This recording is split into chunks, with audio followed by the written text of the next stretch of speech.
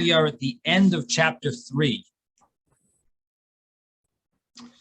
What we've so far seen over here is that David HaMelech, King David, is coming to power, and he does have a number of obstacles, challenges that are almost ruining his reputation to the extent that, as if he didn't have enough issues until now, he had Shaul trying to kill him. He had Shaul's friends, Doeg, Adoimi, even Avner. They were constantly ruining any hope of peace between Shaul and David. So there was numerous challenges that David HaMelech had to deal with. And now, when David is about to take over, you would think things should go a little easier and smoother, but it's not exactly so. The latest issue is that, let me mute everyone here. Architecture review has to be very detailed. The latest issue that we're having here is that Avner kills, Avner is killed by Yoav. Yoav killed Avner.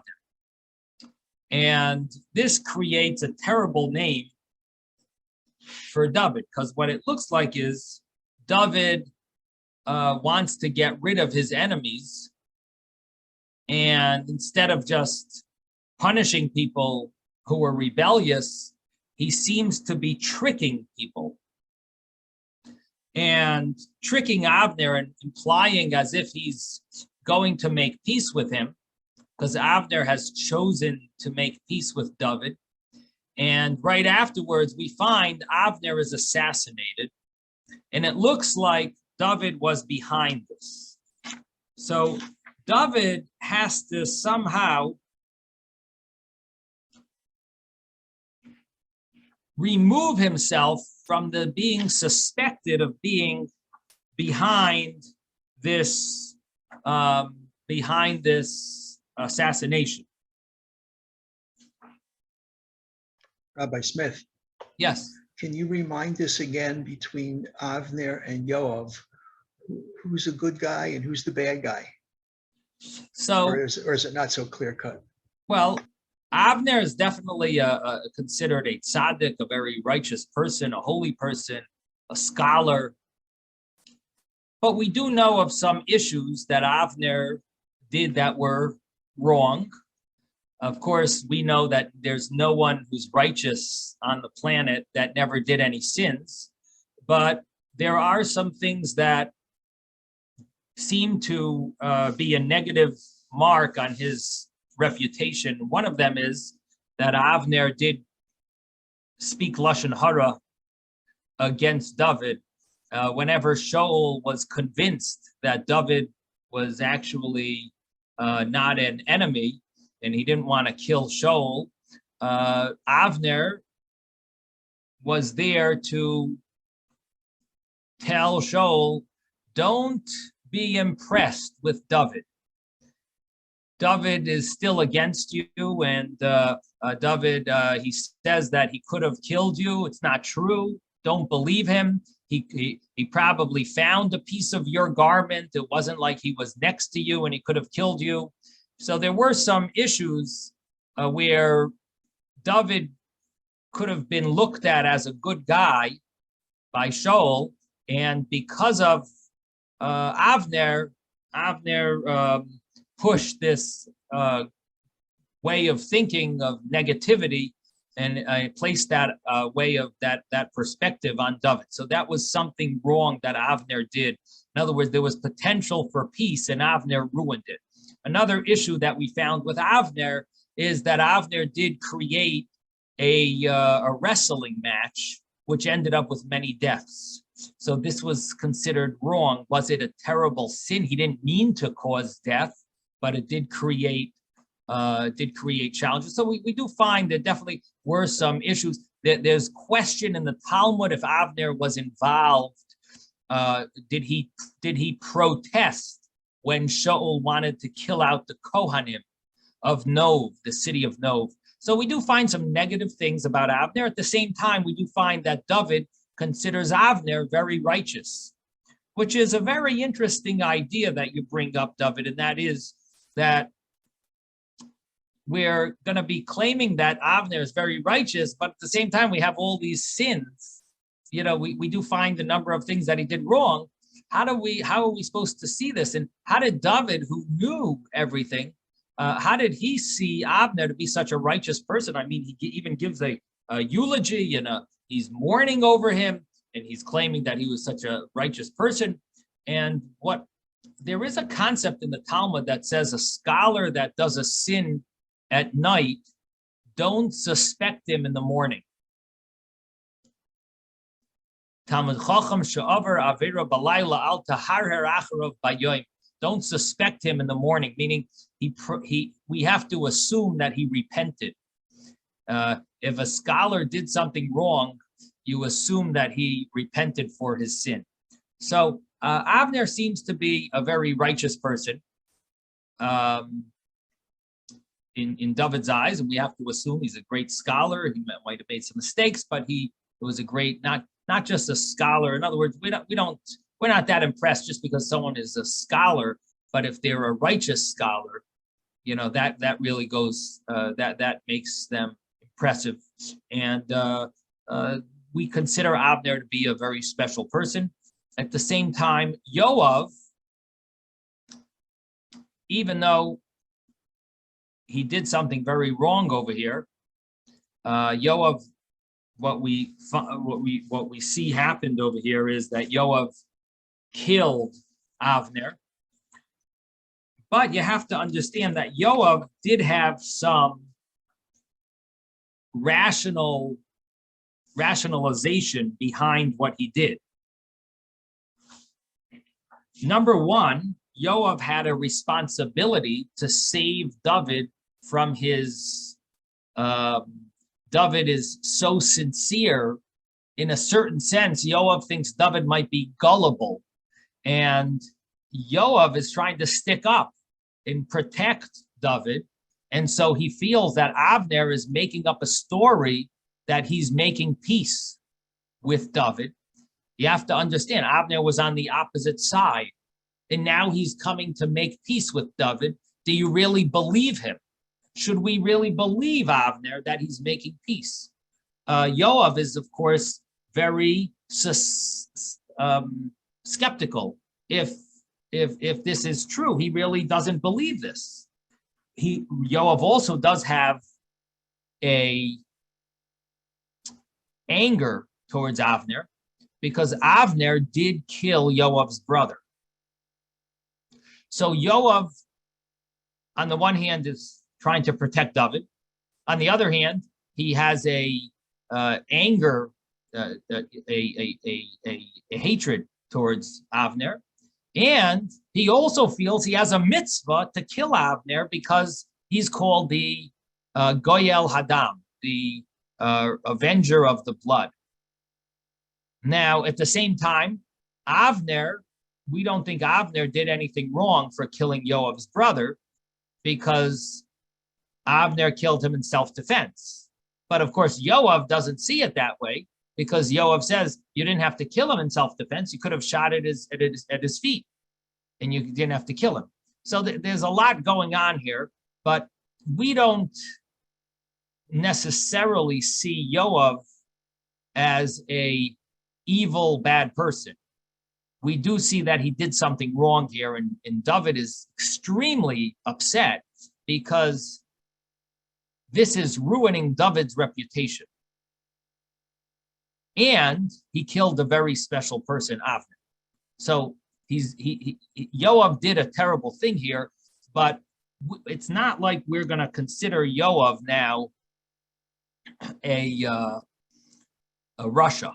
You know, we're not considering him necessarily an evil person. He he did make a mistake here. He did something wrong, but at the same time, it's not like we look at Yoav as an evil person through, and we're going to see he's going to be with David for a long time. And but David is very upset with what he did. You have to also understand, this is David's nephew. David's sister, Tzeruiah, has a son, Yoav. This is who we're dealing with. This is a relative of David. Okay, so getting back to what we were talking about, David is weeping over Avner's death, Avner's assassination. And David even tells Yoav, you tear your clothes and don sackcloth and lament over Avner. So he wants Yoav as well to follow his own mourning,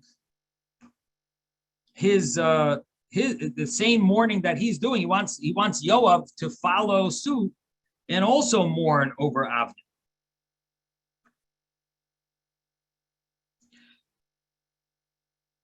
And what this will do seems to be two things. Number one is maybe it will somewhat atone for Yoav's sin.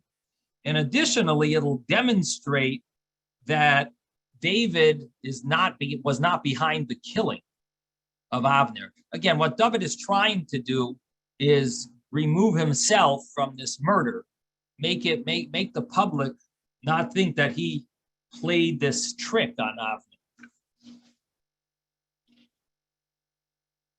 And he gives like a whole eulogy over here in verse 30, 33, 34. The king laments for Avner, and he says, how could this happen? The people even wanted to bring food to David, as is customary. You bring a meal, it's called the Sudas Havra'ah, a meal of consolation. And David says, no, I am fasting until evening. Again, presenting the situation that David felt so much in mourning. It's not possible that he was behind the death.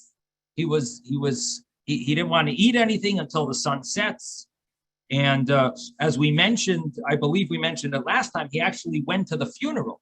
David went to the funeral, even though a king is normally not supposed to go to a funeral because he's not supposed to show his emotions. It's below the dignity of a king to show his personal emotions. And yet here he did that. And the reason he did that was because here he needed to show people how painful he felt, how pained he felt over the death of Avner.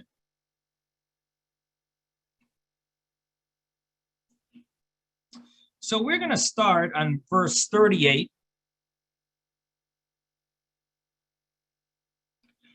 Verse 37 mentioned that the people realized on that day that it was not David's intent to kill Avner. Then verse 38 says, the king said to his servants, surely you realize, again, we're in chapter 3. If anyone if you don't have it in front of you, it's okay. I'm going to say the verses. If you don't have the book, I know we have a few new people. If you don't have the book, you can also look it up on Sefaria, or we have this class on Wednesday. Every Wednesday, we do the book of Shmuel Beis. If you want to consider buying this book, you can speak to me after the class. If I can tell you where to get it. But anyway, we're in chapter 3, verse 38. The king said to his servants, surely you realize that an officer and a great man has fallen in Israel this day.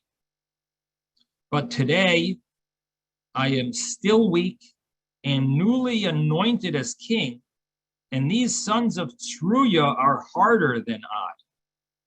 But may Hashem repay the evildoer according to his evil. So this is a complicated verse.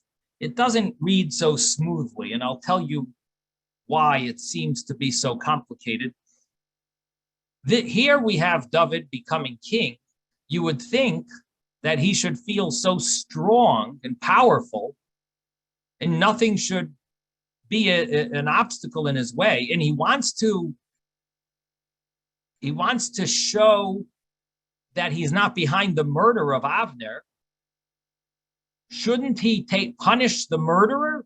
Wouldn't this be a good step for him to clear his reputation? Wouldn't this make a lot of sense for him to punish Yoav for assassinating Avner? Wouldn't that make a lot of sense? And yet the verse says that David was weak and newly anointed as king. And he says that Yoav is stronger than me. The children of Tzeruiah are stronger, harder than me. Why is he saying that? I would think that he should do the exact opposite. He should really, get rid of Yoav. That would be seemingly the step that he should take, and he really wants to. He wants to do that, and the verse explains why he didn't. And it says an interesting term that he says, "I am rach," which literally means, generally, rach means soft. And he says the children of Tzeruiah are hard, kushim. They are harder than me. This seems surprising. That's why, to me, the verse does seem complicated. The commentaries do try to deal with this, explaining. They mention a few things in the commentaries. One thing they mention is that the court system could not kill Yoav. That if you wanted it to be done by a court, they would not have killed Yoav. Now, Yoav did kill someone, and in Jewish law, there is the death penalty. And why is Yoav not brought to court, brought to execution by the court system, by the Sanhedrin, which is the Jewish court? And the answer that's given is that, well, he wasn't warned. He wasn't, could be there weren't witnesses, kosher witnesses, and he wasn't warned. And therefore, the court was not able to give him the death penalty.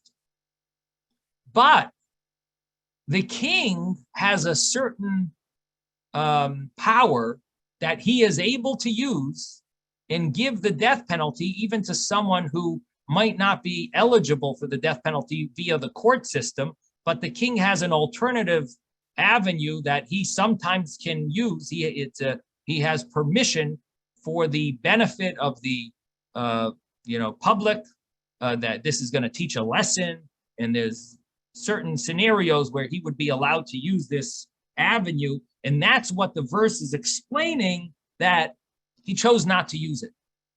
He could have, but he chose not. But the question really is why? And I saw one of the commentaries has I think a clear understanding, gives a clear understanding of this story, and that's based on a midrashic statement. There's a midrashic statement that says on the verse, you should have shoiftim v'shoitrim. You should have judges and police. And there's a mitzvah in the Torah that every community, every city should have a court system, and there should be police to enforce the laws and so on. And this is a mitzvah, especially in Israel and the land. They had a mitzvah to have courts, and shoiftim and shoitrim.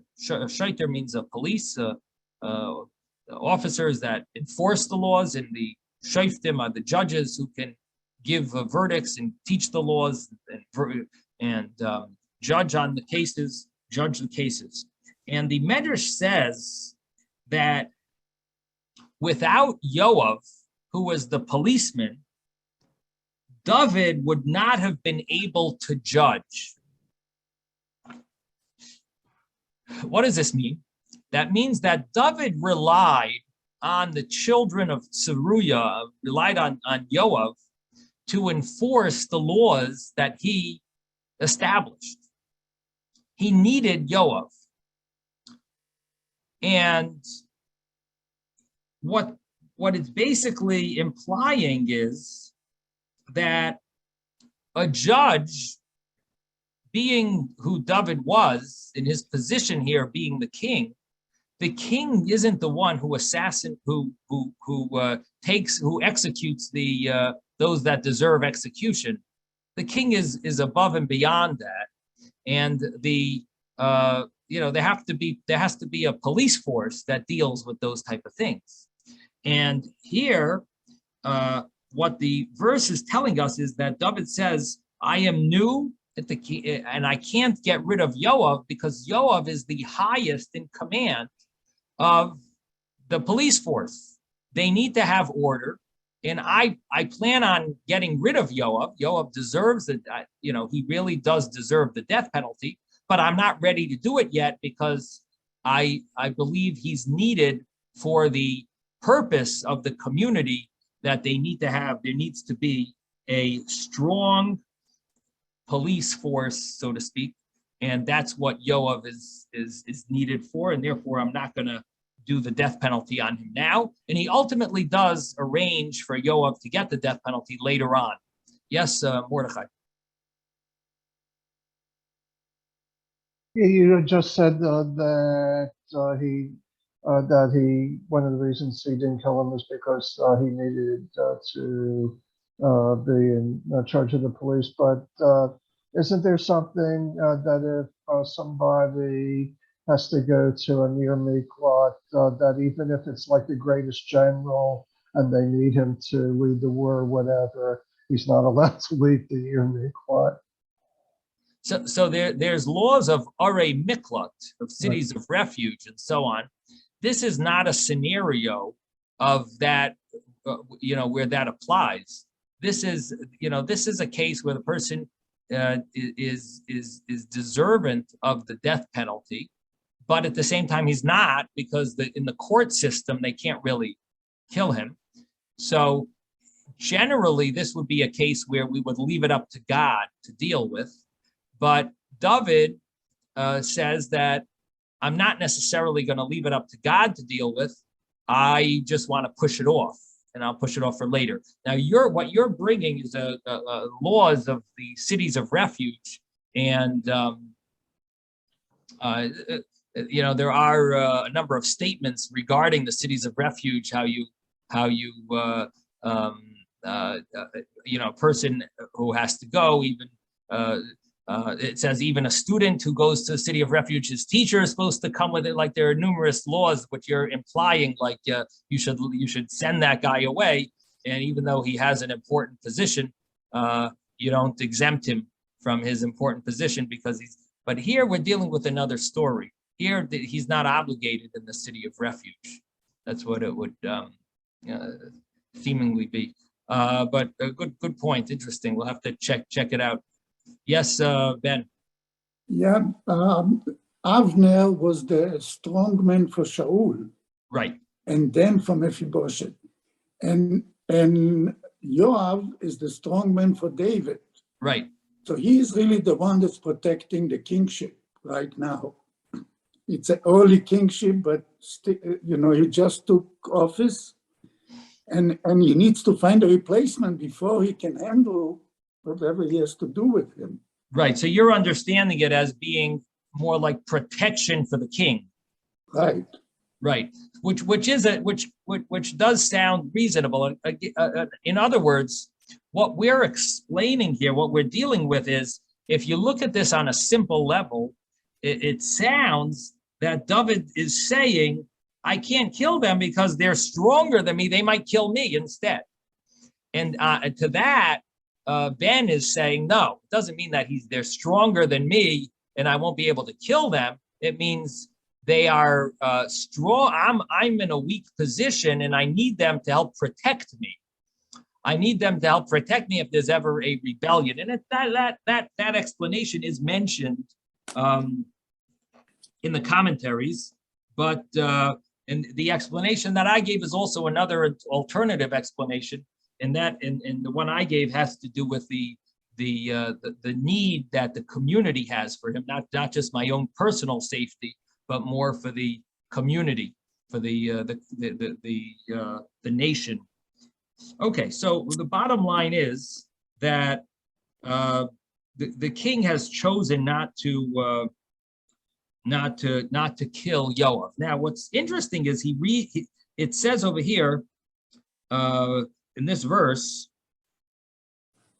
these sons of Tzeruiah are stronger than me, are harder than I, but may Hashem repay the evildoer according to his evil. And it sounds like it's in a singular. He's going to repay the evildoer, not them. And this brings us back to a question that we really should have asked last week. And that is that who killed Avner? Yoav, right? But the verse last week that we read, if you go back in chapter 3, the verse says, in verse 30, Yoav and Avishai, his brother, killed Avner. So did Yoav kill Avner, or did Yoav and his brother kill Avner? And the story that the way we presented it was that Yoav killed Avner, but from the verse, it does sound like Avishai also. In other words, there were two brothers, Yoav and Avishai, and they were taking revenge for Asael's death, which was the third brother. And so it does seem like both of them maybe killed Avner. In fact, the verse here later on, which is the last verse of chapter 3, implies that the sons of Tzeruiah, B'nai Tzeruiah, sounds like the plural. So it does seem like there is a plural, there is a group of people. In other words, more than one, meaning Avner and Avishai. And then it says in the same verse at the end, the last verse in chapter 3, it does say, may Hashem repay the evildoer according to his evil, which sounds singular. So if you look back in verse 30, the way we must explain it, the way, at least the way it's explained, the Metzudas David, one of the commentaries here on the side, he says, you have to understand that Avishai came together with Yoav to be a helper. So he is there must be some legal term when you help out someone else who murders an accomplice to the murder. So he's helping him. And the verse considers it as if he killed him. And that's the reason why it mentions Yoav together with, in addition to Yoav, it mentions Avishai, because Avishai was that additional helper. He came together to be for a help. Now, if they planned it, he would be a co-conspirator. A co-conspirator. Okay, co-conspirator. Now in advance. Now the Radak says Avishai was with Yoav when he killed him. Vinis came Imai, and which sounds like a co-conspirator. It was agreed with him. It was they were like in agreement, and it's as if he killed him. And the fact is, even the Metzudas David seems to imply the same thing. To be for a helper, it sounds like a co-conspirator is if you're planning. If you agree in advance to do something in the future with somebody else, you have a conspiracy and you are a co-conspirator.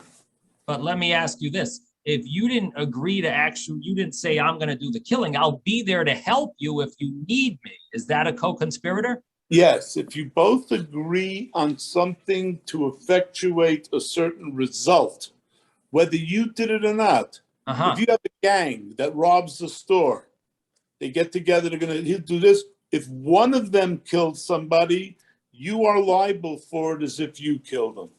Wow, okay, thank you. That's American law. Yes, okay. Lucky we have our lawyer, in-house lawyer with us. Thank you, Isaac. I appreciate that. So this is the this is an interesting point here, and this is in Jewish law as well. What we're seeing is the same thing, that it's considered as if he killed him. And verse 30 says that Yoav and Avishai killed Avner. So it does mention both. Yes, Ben. Yeah, but I think the problem started before the killing. The problem started when Yoav didn't ask David for permission to go after Avner. He heard that David released him. So it means David wasn't going to kill him. He took it on himself to go after him and kill him. Right. And well, he's the responsible person. His brother came with him. I don't think there was a conspiracy. There was no evidence of conspiracy, but he is the one that should have asked David, why did you release him? How do you understand? Go after him. How do you understand verse 30 when it says that Avishai is also considered that he killed Yoav? How are you understanding that? That he was there when the killing was, it says he hit him with a chanit or whatever, the cherev, whatever he hit him with, was one hit. It's not like they're fighting and both of them killed him. So how can you understand? It makes no difference. He can hold the door open and he's involved in the killing. He can drive the getaway car and he's involved in the killing as if he killed himself. It does seem that's American law, but the Bible is going after the person that did the killing. That's all I'm saying is American law. I'm not right, a rabbi. Right. But so it's interesting, Ben. What Ben is thinking is that maybe Avishai was not involved in the in planning this murder. It could be that really it's all Yoav's fault, and he just was together with him. And the fact that he didn't protest maybe would be a reason to. The fact that Avishai, why is Avishai considered that he killed David? How are you understanding that? Yoav, we know, did the act of murder, and Avishai, the way we explained it earlier, was that Avishai was a co-conspirator, and he went together with him, and he was going to be there for a helper, and that's the way the commentaries seem to mention. Again, there could be more commentaries that maybe have other ideas. But if you want to learn your way, Ben, I think you need to explain better why is Avishai going to be considered that he killed him if he wasn't conspired to kill him. Susan, just one second, Felice, because Susan has her hand up. And yes, Susan. Is it possible? Did you say there was a kosher witness or there was not a kosher witness? You need two witnesses in order for the court system to do the death penalty, and there was not. At least the one of the thoughts in explaining this is that they didn't have two kosher witnesses. I see. Okay, thank you. Police, yes, your turn. At least in American law, I understand that with conspiracy, if someone is present and he does not do anything to attempt to stop the perpetrator, he can be held liable for it as well. So I'm wondering, in the case of Avishai and the Jewish law, if good question. Avishai was present, That's a good question. And Isaac says that you're actually not going to be considered. If you didn't protest, you're not considered guilty. He doesn't think so. No obligation. The person, average person, has no obligation to mix in. Anything. You don't have to say not average. He was present when Yoav killed him. Makes no difference. You don't have to save a drowning baby.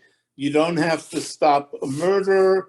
You have American no obligation ever, just if you're there, right? But I want to know about in this situation. Right. Okay, fine. But just make sure we wanted to get American law clear because you were mentioning an American law. So we have the American law rule down pat. Now let's think about in Judaism. Of course, you have an obligation to save someone, but it's interesting that the commentaries don't want to explain this that way, and seemingly because I don't know if you would be considered if they would use the term hargu, you're like you didn't stick up, you didn't. I don't know if that term would be used unless you were really a co-conspirator. So it does seem that he was involved here, and I think that's why the commentaries are emphasizing that. Yes, B. Excuse me. It seems to me, and I may very well be wrong, that there's a lot of rationalization going on here, that we can do dastardly deeds as long as there's some reason why we can explain it away. I mean, murder is murder, death is death, and we can say that he needs him. That's a rationalization for an evil deed, no? So what are you referring to? The fact that they killed Avner? They're rationalizing that this was a danger to the kingdom of David. Yes, right. They did rationalize why it was allowed, but at the same time, we are explaining that David did feel that they do deserve the death penalty, and they're going to get it. They are going to get it. But we did explain that they were able to rationalize that they weren't really doing something wrong.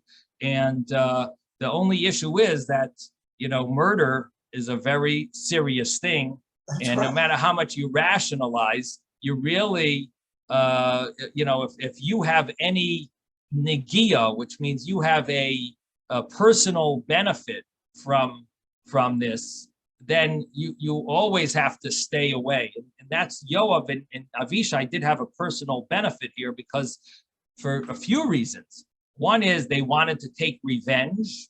They had a personal hatred to Avner. And number two, they wanted their positions. They were very high up there in the ranks of the king. And Avner was also a huge potential candidate, rival candidate. And he was a great warrior as well, and a general.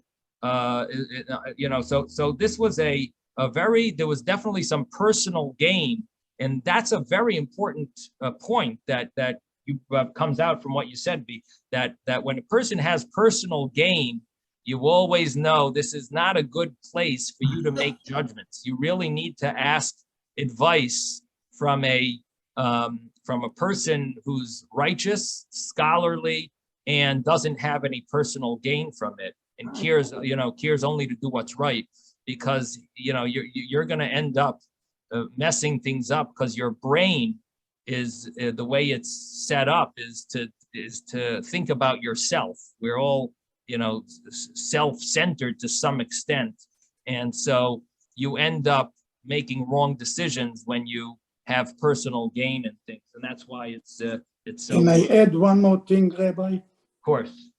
Because Avner killed their brother, and he himself didn't go to no city of refuge. Right.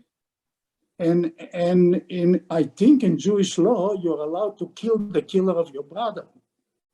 Right, but he had if he's not in a city of refuge. Yeah, but he killed him in self-defense. Okay, but that has to be found by the judges. I didn't see that anybody went to a judge. They did. No, the midrashic sources talk about this issue. That he went to. That Yoav was that there was a judgment that went on. In fact, there was a discussion between Yoav and Avner as well. There was a discussion between Yoav and Avner that Avner explained very clearly that he didn't. Avner said so, but he was not judged. No, and then there was a judgment of Yoav where they questioned Yoav. Yoav questioned the judges, saying that Avner is guilty of murder, and Avner explained himself. And Yoav, according to one of the commentaries, one of the understandings is that it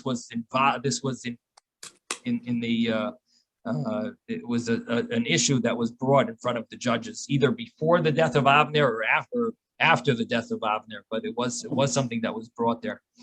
Okay, so bottom line is we're trying to move on to the next chapter here, And all I was going to mention was that the verse ends off that may Hashem repay the evildoer according to his evil, and it seems like it's said in singular. And one of the commentaries explains the reason why it's said in singular is because Yoav deserves the death penalty by the hand of God, by the hand of man, and his brother deserves the death penalty by the hand of God. Yoav actually physically killed Avner. Avishai was a co-conspirator. According to law, according to Jewish law, Yoav, being the physical murderer, he should be judged in by court in the legal system, and or at least in this scenario, David should kill him, or Shlomo HaMelech should kill him. But his brother was really someone who the court system wouldn't be able to kill, but the heavenly court would kill. And ultimately, that's what happens. And that's why it's said in like a singular, because each one, according to their evil, is getting their specific punishment. So now we're going to continue in chapter 4. Shaul's son heard that Avner had died in Hebron, and he despaired, and all Israel was shocked. And the reason why it doesn't even mention his name here is because he was not taking, Ishbosheth is the name of Shaul's son, who's sort of the opponent king, the king of that was in question, at least until now. For 2 years, he had been running as king. Avner was promoting him, and here it just calls him Shaul's son, that he heard about Avner, that Avner died in Hebron. Now he's sort of like giving up, despaired, and the reason why it doesn't say his name is because he really is not expected to be king only in the merit of his father. It's not him. He's not a king. He's a very righteous guy, very holy person, Ishbosheth, but he's not exactly someone who has the royal leadership skills. And even when he was acting as king, it was really Avner that was running the show. And so it doesn't mention his name, but and it mentions that all of Israel was shocked. The assassination was a real blow, was a real painful event to the Jewish people, their security, the trust they had was broken now. It was also, you have to understand the setting. What was the setting that we're dealing with?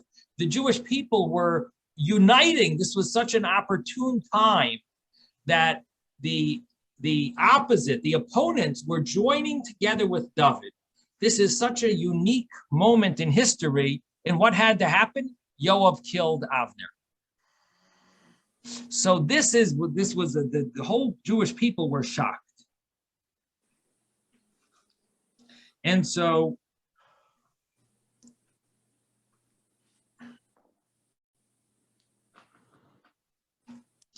verse 2 says, 2 men, heads of legions, were with Shaul's son. The name of one was Bana, and the name of the second was Rechab. Okay. Mom, do you need anything? Let me just mute everyone here. The name of the second one was Rechab, the sons of Rimoin, of the city called Be'eroisi. And they were from the tribe of Benjamin. This is the same tribe that Shaul is from and Ishbosheth is from. And so they are from that tribe. And Be'erois, that city, they're from the city of Be'erois. They called him a Be'eroisi. They are from the city of Be'erois because Be'erois is part of the cities of Benjamin. And and the Be'eroisim had fled. They ran away to Gitayim, where they became sojourners until this day that we're dealing with. In other words, until this day that this terrible next assassination happened. So we just learned about the assassination of Avner, and now we're going to learn about the next assassination, which is also horrific and sad and terrible that it happened. And these two people are the ones who actually caused it. They pulled it off. They were the ones who did it. These the Bana and Rechov, and believe it or not, they're from the same tribe as Ishbaishas. Now, the verse continues. The verse mentioned that they had fled to Gitayim, and the simple understanding is they had fled to Gitayim because when the war happened against the Plishtim, Shaul and Yohanan died, and everyone else had to flee, and they fled. And these people from Be'eros, they ran away. They fled from their city, and because of the Plishtim, and they ended up sort of not having a established place to live. Now, there is another interpretation here that it's not referring to that. It's really referring to these two specific individuals that they had fled because they were in a dispute with Ishbosheth, and therefore they had fled from their city. Now, the verse then continues in verse 4 and mentions to us parenthetically, Yonasan, the son of Shaul, had a son who was lame. He had been 5 years old when the word came from the Yisrael, from that city, about the deaths of Shaul and Yonasan. So his nursemaid had picked him up and fled, and in her hurry to flee, she dropped him and he became lame, and his name was Mephibosheth. So there is another descendant of Shaul who is alive, but he's lame. So it's mentioning this parenthetically so that you understand that what's going on here is we're getting rid of all of the potential rivals to David's kingdom. And who are they? Well, Ishbosheth is the obvious one. He was king for 2 years already. His chief officer, his chief commander, had changed roles and went to David, changed sides and went to David, and then he got assassinated. But Ishbosheth is the main rival. Are there anyone else from Shaul's family that are alive? So the verse parenthetically tells us there is a grandson that actually is alive, but he is lame, and meaning that he's not a candidate to be king. We're not really worried about him. And then verse 5 tells us the sons of Rimoin from Be'eros, Rechav and Bana, went forth and arrived in the heat of the day at the house of Ishbosheth while he was having his afternoon rest. And that's interesting that the verse mentions that he was having his afternoon rest, implying like sleeping sometimes is a very it's not appropriate for certain people. We expect they should be on a more fulfilling role. They should be accomplishing more, maybe. In any event, he was having his afternoon rest. And behold, verse 6, behold, they entered into the house, posing as wheat merchants, and struck him in the fifth rib, and then Rechav and his brother escaped. 7, after they had entered the house while he was asleep in his bedroom, and struck him and killed him, they severed his head. They then took his head and traveled through the Arava all night.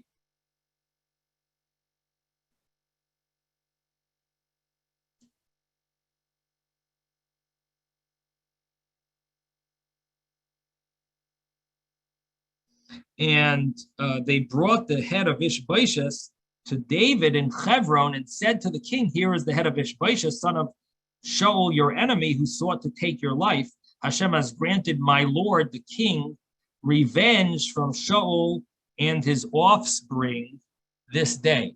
So what this means is that they think they're doing this great thing. What are they doing? They're killing all the potential challenges to the throne, right? They're doing such a great thing for David. Well, not exactly. David is not happy at all. He's very upset, very angry, and he's going to murder both. He's going to execute both of them. They have done the worst thing that you could do. So we've got this, again, another potential ruining of David's reputation right here. So first we had Avner, and now we have Ishbosheth. He was just assassinated.